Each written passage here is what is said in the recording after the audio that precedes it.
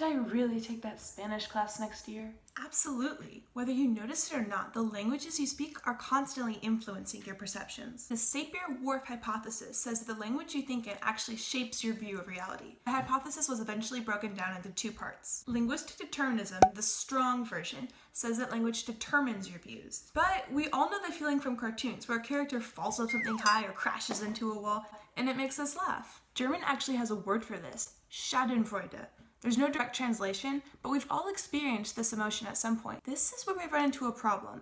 According to determinism, English speakers wouldn't be able to experience this feeling because we don't have the word to describe it. Linguistic relativism, however, the weaker version, is a bit different, saying that language influences our thoughts. For example, English uses distance to measure time, and speakers tend to see time as linear, with past, present, and future set on a timeline. You might say, well, that was a short book. Or, how much longer? But in Spanish, time is seen as an amount. You would say, comí mi desayuno en poco tiempo.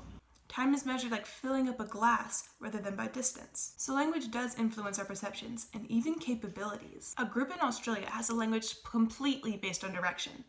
They don't use words like left or right, but would say something more like, there's a bug on your north leg. Even children usually have an excellent sense of direction because their language revolves around being oriented. If you could only text using emojis, after a while, you and your friends might start using these facial expressions at school too, because it's just your brain's inclination.